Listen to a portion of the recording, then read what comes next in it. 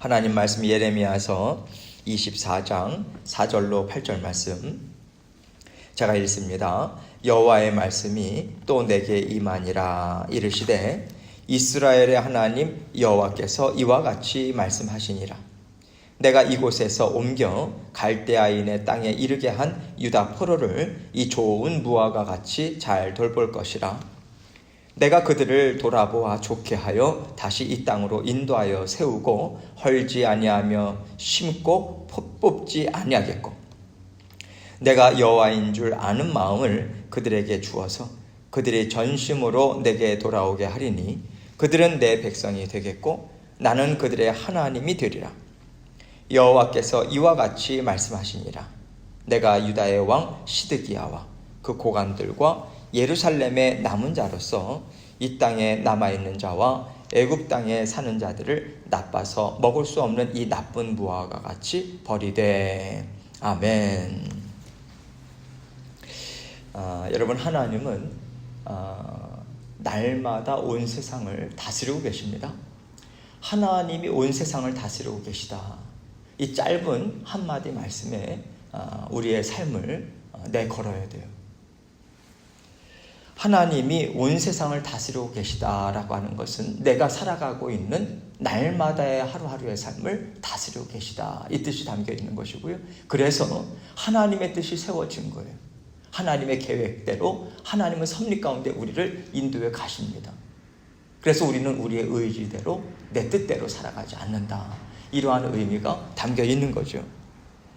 하나님께서 오늘 나에게 주시는 말씀이 있어요. 날마다 그날 하나님이 인도하시고자 하시는 하나님의 인도하심이 있습니다. 우리는 그것을 인정하고 그 뜻 안에서 살아가고자 애를 써야 돼요. 이것이 자녀된 삶인 것이고요. 하나님을 주인으로 모시는, 왕으로 모시는 하나님의 자녀된, 백성된 마땅한 삶인 거죠.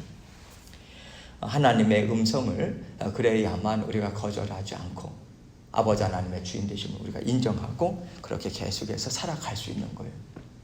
그런데 우리가 예레미야서 말씀을 보면요, 이스라엘 백성들은 하나님의 말씀을 계속해서 거절합니다. 말씀을 거절하는 것은 하나님을 거절하는 것 아니겠습니까? 하나님께서 분명하게 뜻을 나타내 보여주셨어요. 내가 바벨론을 사용해서 그들을 남유다를 망하게 할 것이다. 하나님께서는요, 그들을 정화시키는, 깨끗게 해서 회복시키시는 길은 그 길밖에 없다라고 하는 하나님의 뜻이 선 거예요. 그도 그럴 것이 끝까지 이스라엘 백성들이 자기 자신의 고집을 내려놓지 못하고 있지 않습니까? 하나님께서 뜻을 세우시고 그렇게 바벨론을 통해서 하나님께서 남유다를 심판하실 것이다. 그러나 그건 심판으로 끝나는 것이 아니라 회복의 길로 나아가는 길이다, 알려주셨어요. 그래서 그들에게 너희는 그러한 때가 되면 바벨론에게 항복하고 그 나라로, 포로로 끌려가라. 예레미야를 통해서도 계속해서 권면의 말씀을 주셨습니다. 그래서 하나님께서 포로로 끌려가면 그곳에 하나님께서 같이 가시겠다고, 그리고 다시 이 땅으로 하나님의 때에 돌이켜서 오게 하겠다고, 다시 돌아오게 하겠다고, 그래서 새로운 하나님의 나라를 세우시겠다라고 하는 뜻을 분명하게 다 말씀해 주셨어요. 그런데 이스라엘 백성들은 마지막까지 어떠한 태도를 일관합니까? 계속해서 일관합니까? 우리가 왜 망해? 우리 망하지 않아. 그러면서 애굽을 붙잡아요. 애굽을 의지합니다. 하나님께서 바벨론을 통해서 남유다를, 이미 지금 오늘 본문 말씀이 씌어진 그러한 때는 남유다를 침공을 2번이나 한 상황이에요. 그리고 마지막 이제 시드기야와 남아있는 사람들이 항전을 하고 있는 상황인 거죠. 그러한 때에 하나님께서 말씀을 주셨고요. 남유다를 망하게 한 다음에 하나님께서는 애굽을 치게 하십니다. 바벨론으로 하여금. 그런데 바벨론에 가서, 바벨론이 그 애굽에 가서요, 그 나라로 피신해간 남유다 사람들을 하나하나 다 골라 뽑아요. 마지막까지 척결합니다. 무서운 하나님이죠. 말씀하신 그대로 끝까지 이루시는 하나님이시다, 이것을 나타내 보여주세요. 하나님의 말씀을 듣든지 안 듣든지 하나님께서는 하나님의 백성에게 주신 말씀을 그대로 이루신다, 이것을 분명하게 보여주신 거예요. 하나님께서 세상을 다스리고 계시다. 이 큰 그림을 우리가 분명하게 붙잡고 그 안에서 그렇다면 우리의 개개인의 삶은 하나님께서 어떻게 다스리겠는가? 철저하게 하나님께서 다스리신다. 이것을 동시에 봐야 돼요. 우리가 살아가고 있는 우리의 삶은요, 이 나라의 대통령의 손에 달려있는 거 아니에요. 세상의 역사도 몇몇 강대국의 손에 달려있는 게 아닙니다. 우리의 개인의 삶도 우리의 손에 달려있는 게 아니에요. 하나님의 손 안에 달려있습니다. 그래서 우리는 하나님께 부르짖어야 돼요. 하나님의 인도하심을 잘 받을 수 있도록 하나님께 겸손한 마음으로 나아가야 하는 것입니다. 하나님은 뜻을 세우시고 인도하시거든요. 우리 일생에 걸쳐서 하나님은 계속해서 뜻을, 큰 그림을 세우시죠.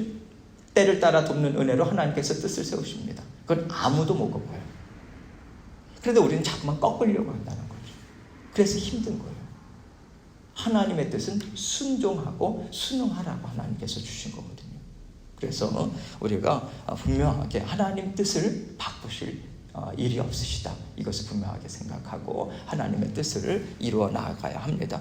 오늘 말씀 보면 이제 남유다 하나님께서 바벨론을 통해서 예레미야서는요, 시간 순서대로 적어 놓은 것이 아니거든요. 어떤 주제별로 또 하나의 사건별로 모아 놓으신 거예요. 그래서 이제 남유다 춘공이 이미 2번이나 있은 상황에서 지금 계속해서 남유다 백성들이 바벨론의 포로로 2차로 끌려가 있는 상태에 있는 사람들도 있고, 끝까지 지금 이스라엘의 하나님 말씀에 순종하지 않고 남아있는 사람들이 있고, 또 그 가정 가운데 애굽으로 피신한 사람들도 있는 상황에서 하나님께서 비유의 말씀으로 하나님께서 환상을 또 보여주신 거예요. 예레미야에게 두 가지 환상이죠. 좋은 무화과, 나쁜 무화과. 무엇을 보느냐? 정확히 봤죠. 좋은 무화과가 무엇이냐, 나쁜 무화과가 무엇이냐, 이것에 대한 해석의 말씀이 오늘 말씀이에요. 4절로 6절입니다. 여호와의 말씀이 또 내게 임하니라. 이르시되 이스라엘의 하나님 여호와께서 이와 같이 말씀하시니라.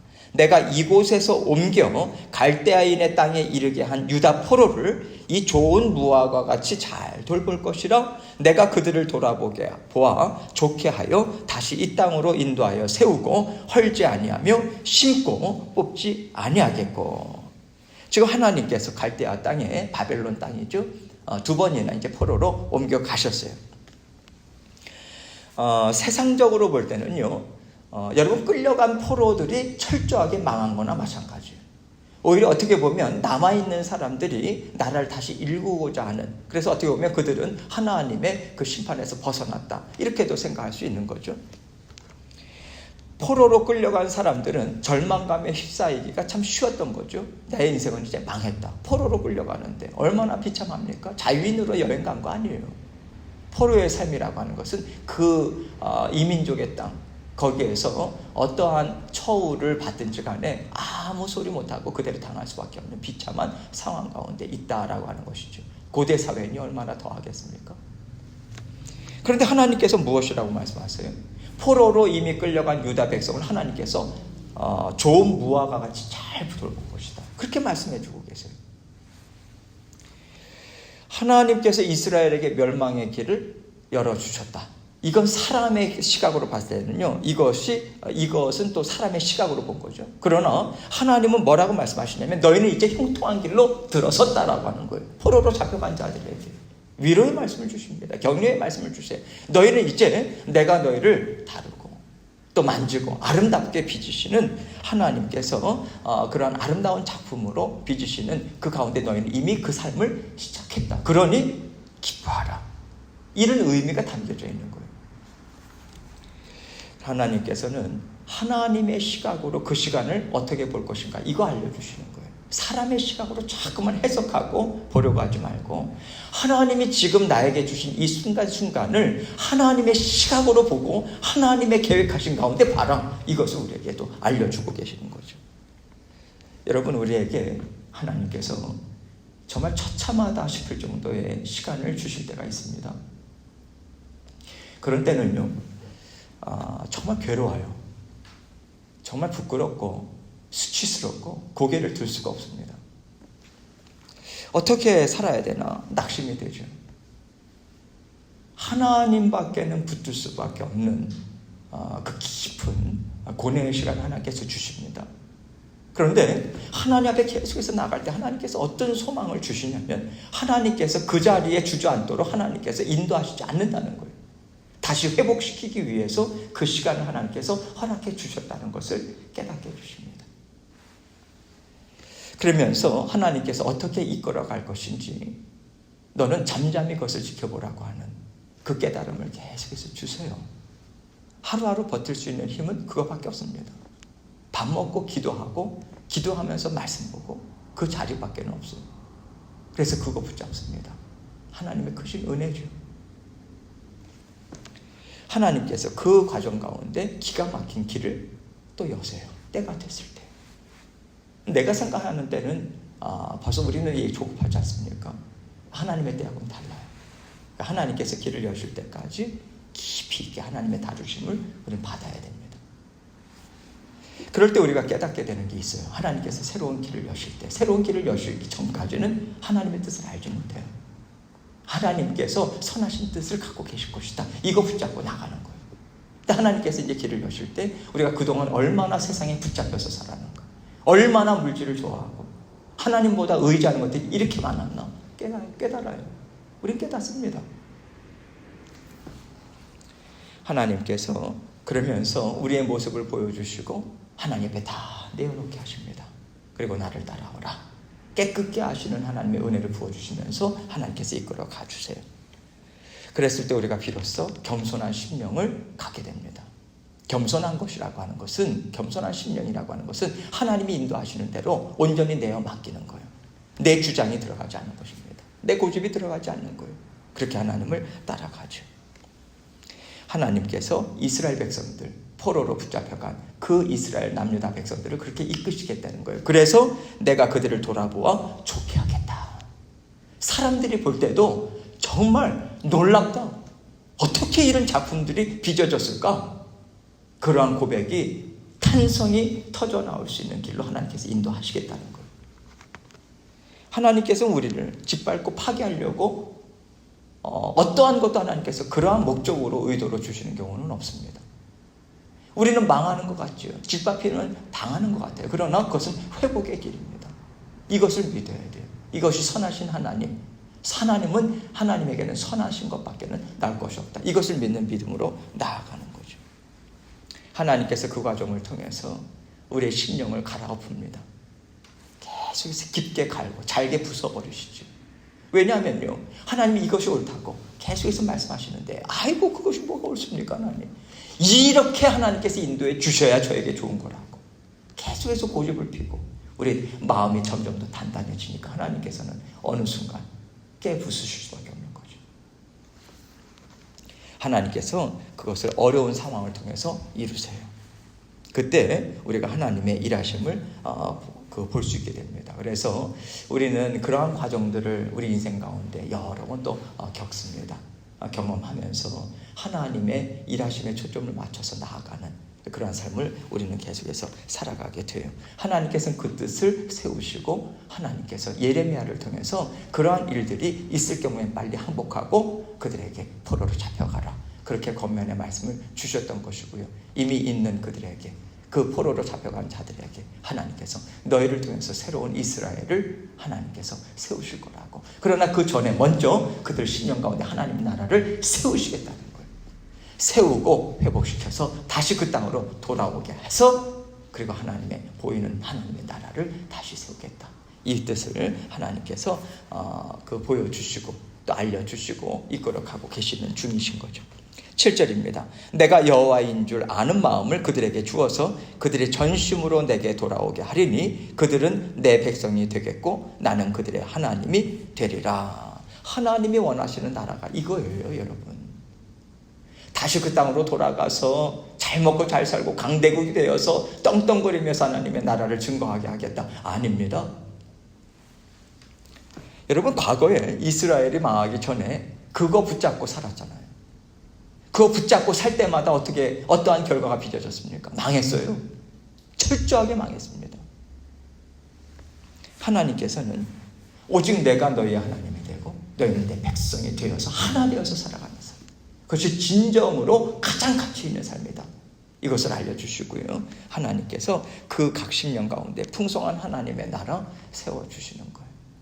그래서 여러분 바벨론의 포로로 잡혀가 있는 사람들의 심령을 보세요. 다니엘을 보세요. 세 친구들을 보세요. 에스더를 보세요. 모르드게를 보세요. 느헤미야를 보세요. 대단하죠? 어디서 그 신앙에 열정이 생겼을까?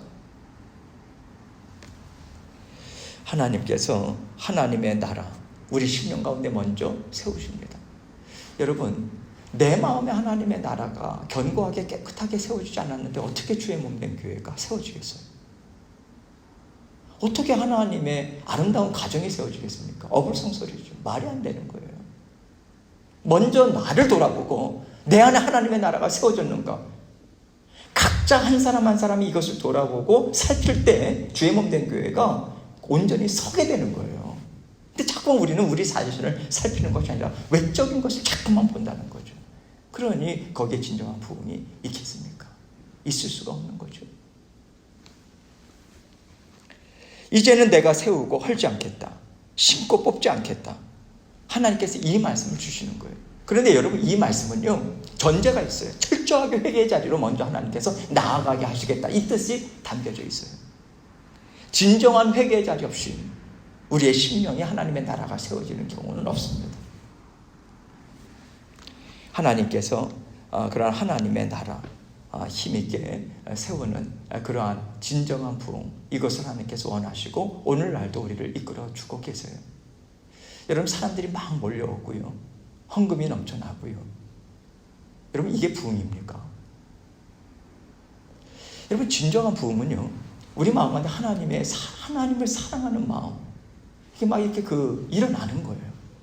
자꾸만 말씀을 사모하고 기도의 자리로 나아가게 됩니다. 그럴 때 하나님께서 고쳐주시고, 그러면서 그 사랑이 흘러가요. 이웃에게, 맡겨주신 영혼에게 흘러갑니다. 그러면서 변화되고 하나님의 성품은, 이것이 진정한 부흥이에요. 하나님께서 그러한 것들을 통해서 나중에 그런 것들이 됐을 때 하나님께서 또 외적으로 부어주시는 은혜, 하나님께서는 그러한 먼저 우리가 하나님께 깨끗해지는 그러한 상황 가운데서 하나님께서 진정한 부흥을 우리에게 가져다 주길 원하시는 것이지, 외적인 부흥, 세상 사람들이 어떤 입술로만 인정하는 그러한 부흥 아니죠. 하나님 마음 중심을 보시고 인도에 가시고, 그렇게 진정한 부흥을 하나님께서 일궈내시는 거예요. 8절입니다. 여호와께서 이와 같이 말씀하십니다.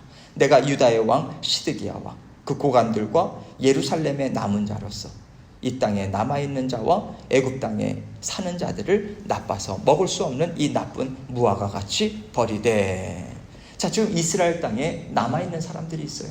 재빠르게 애굽 땅으로 도망간 사람들이 있습니다. 그러면서 하나님의 심판, 우리는 벗어났다. 그렇게 계속해서 스스로 위안을 삼는 사람들이 있는 거죠. 하나님의 뜻이 무엇입니까? 빨리 바벨론 땅으로 포로로 잡혀가. 그리고 나서 내가 너희를 비출 거야. 그래, 그거 싫다는 거예요. 하나님께서는 그렇게 바벨론 포로가 되지 않고 내가 내 힘으로 이스라엘 나라 다시 세울 수 있다고, 애굽 의지하고 애굽과 함께 세울 수 있다고 이렇게 주장하면서 끝까지 그 자리에서 그 자리를 지키고 있는 사람들, 이들을 나빠서 먹을 수 없는 나쁜 무화과다. 나쁜이라고 하는 용어를 2번씩이나 쓰세요. 나쁜 무화과, 결국 어떠한 운명에 처해지겠습니까? 내어 버려지는 거예요. 하나님께서 분명하게 알려주셨어요. 바벨론을 통해서 하나님께서 뜻을 이루신다고 알려주시고 인도하시는데도 하나님께서 주신 말씀을 받지 않는 거죠. 여러분, 왜 우리가 우리 자신을 볼 때 철저하게 망하는 것 같고 또 실패하는 것 같더라도 하나님께서 주신 말씀 그리고 인도하심에 그것이 맞는 것 같다 하면 우리는 순종해야 돼요, 여러분. 그 결단이 있어야 하나님이 열어주시는 새 길을 볼 수 있습니다. 새로운 역사를 하나님께서는 쓰기를 원하시는 거죠. 우리가 주의 몸된 교회를 지금 이루어 나가고 있습니다. 여러분, 무엇이 중요할까요? 우리가 주의 몸된 교회를 생각할 때 사람이 많아야 되고 물질이 많아야 되고, 그래서 어떻게 하면 사람을 모을 수 있을까? 어떻게 하면 물질이 풍성할 수 있을까? 이것을 고민해야 될까요? 아니면 하나님께서 우리의 삶을 인도하고 계시지, 상황은 쉽지 않은데 이 상황 가운데 하나님께서 우리 각자에게 주시는 그 말씀은 무엇일까? 우리가 서로 나눠보고 또 기도하고 하나님이 지금 우리 가정을, 우리 개인의 삶을, 우리 교회를 하나님께서 사업장을 어떻게 인도하시는가, 이것을 인도하고자 하는 것을 바라보고 순종하고자 애를 쓰는 것을 우리가 바라보고 우리가 온전히 그것을 쫓아야 되는가? 답은 분명하지 않습니까? 우리가 해야 될 것은요, 우리가 우리 스스로 살 길을 찾는 게 아닙니다. 하나님께서 기뻐하시는 것이 무엇일까? 하나님의 교회의 주인 되심, 내 인생, 내 가정의 주인 되심, 사업장의 주인 되심이 무슨 뜻일까? 어떻게 하면 그것을 살아낼 수 있을까? 이걸 생각하고 하나님께 여쭙고 지혜를 구하고, 그렇게 우리는 하나님의 인도함을 받아야 되는 것. 그때 하나님 책임지십니다. 책임지세요. 하나님께서는 끝까지 책임지십니다. 불안하고 두려운 마음 붙잡을 것이 아니라 하나님께서 지금 나의 이 모든 삶을 다 다스리고 계시다. 세상도 우리의 삶도 그것을 우리가 분명하게 믿고, 가정도, 우리 개인의 삶도, 사업장도 하나님께 올려드리고, 자녀들도 하나님께 올려드리고, 하나님 주님의 뜻대로 온전히 이루어 주옵소서. 이 마음의 고백으로 힘있게 주님과 함께 동행하시는 저와 여러분이 되시길 주님의 이름으로 축원합니다. 함께 기도하겠습니다.